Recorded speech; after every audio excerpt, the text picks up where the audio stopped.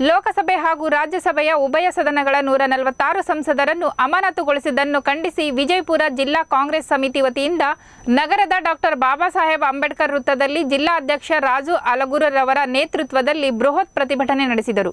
ಪ್ರತಿಭಟನೆಯನ್ನು ಉದ್ದೇಶಿಸಿ ಮಾತನಾಡಿದ ಜಿಲ್ಲಾಧ್ಯಕ್ಷ ರಾಜು ಅಲಗೂರ, ಕೇಂದ್ರದ ಬಿಜೆಪಿ ಸರ್ಕಾರ ಸಂವಿಧಾನ ವಿರೋಧಿಯಾಗಿದ್ದು ಇವರಿಗೆ ಸಂವಿಧಾನದ ಮೇಲೆ ವಿಶ್ವಾಸವಿಲ್ಲ ಹಾಗೂ ರಾಷ್ಟ್ರದ ಪ್ರಜಾತಂತ್ರ ವ್ಯವಸ್ಥೆಗೆ ಧಕ್ಕೆ ಮಾಡುತ್ತಿದ್ದು ಪ್ರಜಾಪ್ರಭುತ್ವದ ಕಗ್ಗೊಲೆ ಮಾಡುತ್ತಿರುವುದು ಕಾಂಗ್ರೆಸ್ ಪಕ್ಷ ಇದನ್ನು ಬಲವಾಗಿ ಖಂಡಿಸುತ್ತದೆ.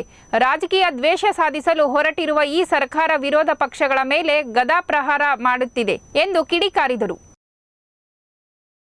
ಎಲ್ರಿಗೂ ನಮಸ್ಕಾರ.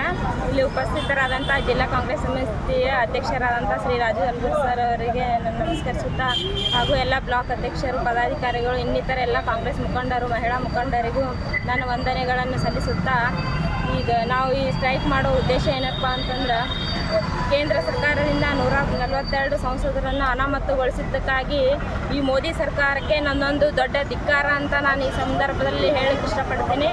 ಅದೇ ರೀತಿಯಾಗಿ ಸಂವಿಧಾನದ ರಕ್ಷಣೆಗಾಗಿ, ಪ್ರಜಾಪ್ರಭುತ್ವದ ಉಳಿವಿಗಾಗಿ ನಾವೆಲ್ಲರೂ ಸೇರಿಕೊಂಡು ಮುಂಬರ್ತಕ್ಕಂಥ ಲೋಕಸಭಾ ಚುನಾವಣೆಯಲ್ಲಿ ನಾವು ನಮ್ಮ ಕಾಂಗ್ರೆಸ್ ಪಕ್ಷವನ್ನು ಜಯಕಾರ ಹಾಕಿ ಅದನ್ನು ಮುಂದೆ ತರಬೇಕಂತಂದು ನಾನು ಈ ಸಂದರ್ಭದಲ್ಲಿ ಹೇಳ್ತೀನಿ.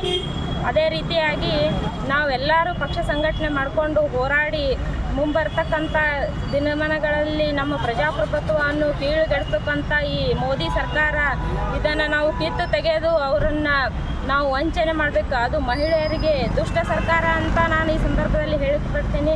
BJP ಸರ್ಕಾರಕ್ಕೆ ನನ್ನೊಂದು ದೊಡ್ಡ ಧಿಕ್ಕಾರ. BJP ಭ್ರಷ್ಟ ಸರ್ಕಾರ, ಮೂರ್ಖ ಸರ್ಕಾರ ಅಂತಲೂ ನಾನು ಈ ಸಂದರ್ಭದಲ್ಲಿ ಹೇಳಿಕೆ ಇಷ್ಟಪಡ್ತೀನಿ.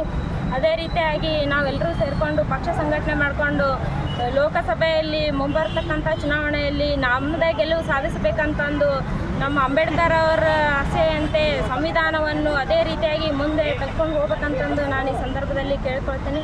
ಎಲ್ರಿಗೂ ಜೈ ಭೀಮ್, ನಮಸ್ಕಾರಗಳು. ನಿಮ್ಮ ಹೆಸರು? ಪ್ರಿಯಾಂಕಾ ಚೇತನ್ ತರ್ವಿ, ಜಿಲ್ಲಾ ಮಹಿಳಾ ಉಪಾಧ್ಯಕ್ಷರು.